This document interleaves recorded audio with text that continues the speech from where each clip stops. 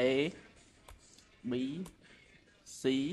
បាទយើងឃើញថាតារាងវាលោតមកខ្លួនឯងទោះបីយើងសរសេរអ្វីក៏ដោយទាំងតារាងហើយនឹងលេខរៀងគឺវានឹងលោតមកឲ្យស្វ័យប្រវត្តិអញ្ចឹងនៅក្នុង Excel តែយើងគួរធ្វើមិនបាទអញ្ចឹងចាប់ផ្ដើមពីចំណុច0ទៅសិនបាទដំបូងផុតគឺយើង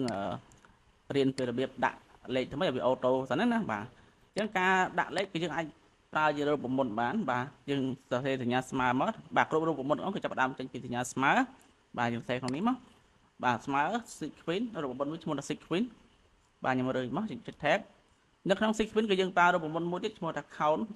បាទ count រាប់ចំនួនណាបើសិនបើក្នុងករណីដែលក្នុងករណីមិនក្នុងករណីថាបើសិនបើឈ្មោះហ្នឹងគឺមានឈ្មោះសរសេរគឺវានឹងលោតឲ្យរៀងដោយស្វ័យប្រវត្តិតែបើអត់មានគឺអត់ទេអញ្ចឹងយើងអាចចុចលើកន្លោននេះមកអញ្ចឹងនៅពេលដែលយើងចុចលើកន្លោនហ្នឹងវានឹងចាប់ទាំងអស់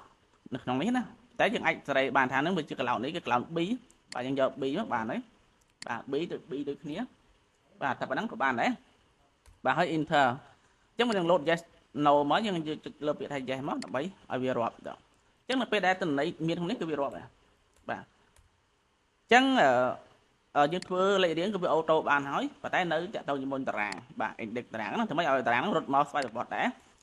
បាទអញ្ចឹងតារាងគឺងាយទេបាទយើងអាច select ចង់ឲ្យចេញប្រមាណតារាងឬក៏ select ទាំងអស់ហ្នឹងក៏បានដែរបាទឧទាហរណ៍ខ្ញុំ select ប៉ុណ្ណេះសិនមកតបមកយើងចូលទៅក្នុងពាក្យថា home បាទរកមើលពាក្យថា conditional formatting ហើយយកពាក្យថា new rule បាទ new rule ហើយរើសយកអាក្រោមរៀនផុតទៅបាទអញ្ចឹងនៅពេលដែលយើងរើសខាងក្រោមយើងកន្លែងនេះគឺកន្លែងដែលយើងសរសេរទិន្នន័យសរសេររូបមន្តបើយើងអត់សរសេរទេយើងចុចមកបាទចុចកន្លែងហ្នឹងមកហើយselect លើជួរទី1បាទដូចខ្ញុំបានធ្វើហ្នឹងយើងកន្លែងនេះវាលោតដុល្លារ2ដងគឺមានន័យថាដុល្លារ1តំណាងឲ្យជួរដេកដុល្លារ1តំណាងឲ្យជួរឈរអញ្ចឹងយើងអត់យកជួរឈរទេយើងយកជួរដេកអញ្ចឹងរូបដុល្លារមួយចេញមកបាទតមកគឺ enter ហើយយើង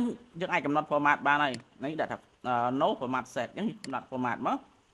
ទី1ខ្ញុំចង់ឲ្យវាចេញបន្ទាត់ជុំវិញខ្ញុំយក border outline បាទទី1បាទទី2ខ្ញុំយកអីគេខ្ញុំយក fill បាទខ្ញុំយកពណ៌រាងស្រាលមកបាទហើយអូខេមកតង់ទៀតអញ្ចឹងរាល់តន័យទាំងអស់នៅពេលដែលសរសេរគឺវានឹង load